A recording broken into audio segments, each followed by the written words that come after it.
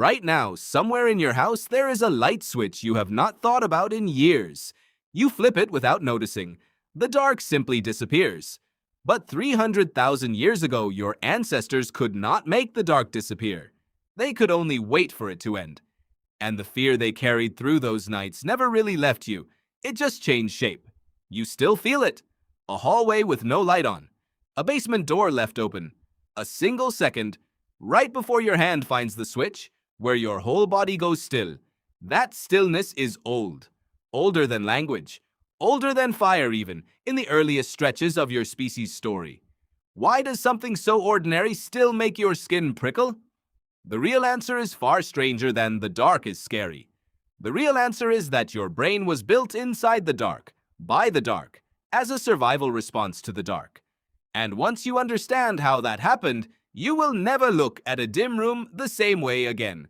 Go back far enough, and there was no fire yet. No walls, no doors that locked. Your ancestors slept in the open, or in shallow shelters, on a continent full of animals that hunted at night specifically because the dark gave them an advantage. Lions, leopards, hyenas. Their eyes were built for low light. Yours were not. For an early hominin, nightfall was not a mood.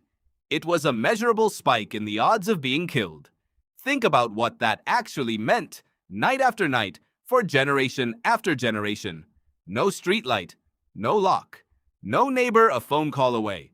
Just your own hearing, your own skin, and whatever thin barrier of brush or rock stood between you and something with better eyes than yours. A twig snapping 30 feet away was not background noise. It was information, and reacting slowly to that information had a cost that could end a bloodline in a single night. Researchers who study predator-prey dynamics call this the landscape of fear. It is a real, mapped concept. Certain areas and certain hours carry a higher risk of death, and animals adjust their behavior around that risk whether or not a predator is currently present. Prey species become more alert near riverbanks, near dense brush, near nightfall, because that is where and when the danger has historically lived. Humans lived inside that same landscape for most of our history. Darkness was not a metaphor for danger. Darkness was the danger's preferred operating hours. Your body still remembers the shape of that risk. That is why a strange noise at 2 a.m. feels different from the same noise at 2 p.m. Nothing about the sound changed. What changed is that your nervous system is running an ancient risk calculation, one that has nothing to do with your actual modern bedroom and everything to do with a world that no longer exists. Researchers studying human vigilance, including work by the psychologist Richard Koss, have looked at how modern humans react to images of predators compared to images of neutral animals, and even compared to modern dangers like cars. People consistently detect a coiled snake or a crouching cat faster than they detect a far more statistically dangerous object, like a moving vehicle. Speed of detection, in other words, does not track modern risk. It tracks ancestral risk. Your attention system was tuned by a world that ended thousands of years ago, and it has not finished updating its settings. Here is where it gets stranger. Fear like this does not need to be accurate to be useful. It only needs to keep you alive often enough. The evolutionary biologist Randolph Nesse described this with something he called the smoke detector principle. A smoke detector is designed to go off far more often than there is an actual fire, because the cost of a false alarm, waking up, checking the room, feeling silly, is tiny. But the cost of a missed real fire is catastrophic. So the alarm is built to overreact, on purpose. Your fear of the dark works the same way. It does not need to be right most of the time. It just needs to never be wrong on the one night it matters. That is why you can know, rationally, that your bedroom is empty and still feel your pulse rise when the room goes fully black. Knowing does not turn off the alarm. The alarm was never built to listen to what you know. So how did your ancestors survive this nightly gauntlet at all? Not by getting braver, by getting smarter about controlling the dark itself. The anthropologist Richard Wrangham has spent decades studying how fire reshaped human evolution, and one detail from that research rarely gets enough attention. Fire did not just cook food and warm bodies. Fire extended the day. For the first time, humans had a tool that pushed back the exact hours when predators had the advantage. A ring of firelight became a small temporary island of daytime, dropped into the middle of the night. Fear of the dark did not disappear once fire arrived. It got a boundary drawn around it. Inside the light, you could exhale. Outside the light, the old rules still applied. Picture the actual shape of that arrangement. Bodies arranged in a rough circle, faces angled toward the flame, backs angled toward the dark, because whatever might approach would have to cross the lit ground first, and crossing lit ground meant being seen. That single arrangement, faces in, backs guarded, shows up again and again wherever humans have gathered around fire, across wildly different cultures and continents. It is not a coincidence. It is a floor plan your ancestors converged on, because every alternative got someone killed. Something else happened around those fires, something the anthropologist Polly Wiesner documented while studying the Juhuansi people of the Kalahari, one of the last populations to preserve a hunting and gathering way of life into the modern era.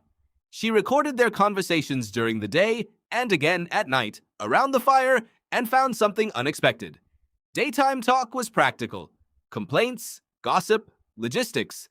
Nighttime talk by firelight shifted almost entirely towards stories, myths, cautionary tales, accounts of ancestors, animals, and the unseen. The night, it turned out, was not just endured. It was used deliberately as the setting where a community passed down the rules that kept its members alive and connected to one another. That single shift, from raw fear to shared fear, might be one of the most important survival tools your species ever built. A person alone in the dark is prey. A group, gathered around light, telling each other what the dark contains, is something else entirely. It is a defense system made of attention and memory instead of teeth and claws. You can still see the fossil of that instinct today.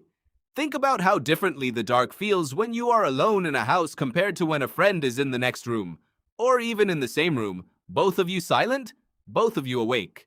The danger level has not changed. Your felt sense of it has changed completely. That is not a modern quirk. That is a very old piece of software, still running. It shows up in smaller ways too. Why do you instinctively want to know where the other people in a dark room are standing? Why does a single unexplained noise in an empty house feel worse than the exact same noise in a house full of sleeping family? None of this is really about the sound or the shape of the shadow. It is about head count. For most of human history, more eyes and ears scattered around a group meant a wider net of detection, and a wider net of detection meant a longer warning before anything reached you. Being alone in the dark was never just lonely. It was, statistically, more dangerous. There is a reason horror movies gather people into dark theaters. There is a reason children ask for a story before the lights go off, and a reason that story almost always ends with the monster defeated, not roaming free.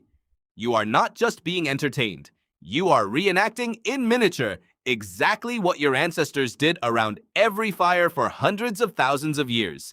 Naming the danger, containing it in a story, reassuring the group that the night can be survived. Even the specific things that scare people in the dark are not random. Researchers who study fear responses, including work building on Nessie's ideas, have found that modern fears tend to cluster around ancient threat categories, even when the actual danger has vanished. Falling, being restrained, something with too many legs, something with a low growl. The scenarios your imagination reaches for in a dark room are not creative inventions. They are, in a strange way, memories your body inherited without ever living through them itself. This is also why children are more afraid of the dark than most adults, and why that fear usually fades, but never fully vanishes. A child's brain is doing exactly what a young hominin's brain would have needed to do: overestimate risk while it gathers the experience needed to calibrate that risk correctly. The overestimation is not a flaw. It is the safest possible starting setting for a creature that cannot yet tell a real predator from a shadow. Watch a young child in a dark room and you are watching a rehearsal of an ancient developmental stage. They call out for a parent. They want the door left open a crack. They want a specific stuffed animal positioned a specific way, as if it were somehow standing guard. None of this is irrational. It is a small, modern echo of a much older need: proximity to protection, a clear sense of what is nearby, and a boundary against whatever the dark might be hiding. Adults mostly outgrow the calling out. Very few of them fully outgrow the underlying need. So the next time the room goes dark and something in your chest tightens for no visible reason, you are not malfunctioning. You are running a program with an extremely long service record. It has been updated for a world with locks, streetlights, and smartphones. But its core code was written by generations of humans who did not survive the dark by ignoring it. They survived it by respecting it, by controlling small pieces of it with fire, and by turning their fear into stories they told each other so that no one had to face it alone. That switch by your door, the one you flip without thinking, is not really erasing the dark. It is doing, instantly and effortlessly, what your ancestors once needed a fire, a group, and a story to do. And maybe that is worth noticing the next time you reach for it. Because somewhere underneath that small automatic motion, a much older part of you is still quietly grateful that the light came on at all.